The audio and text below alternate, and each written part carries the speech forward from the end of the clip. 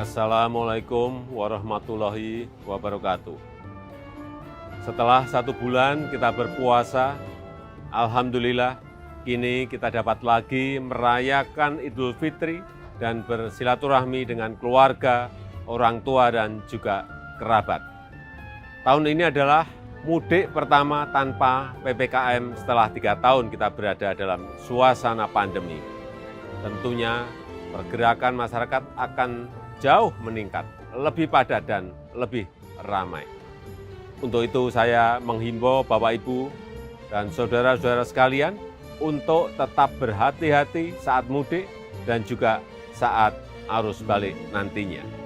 Selamat Hari Raya Idul Fitri 1444 Hijriah.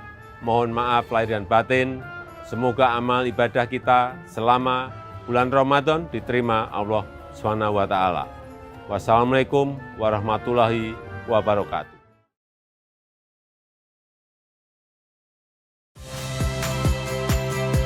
Saya Friska Clarissa. Saksikan program-program Kompas TV melalui siaran digital, pay TV, dan media streaming lainnya. Kompas TV, independen, terpercaya.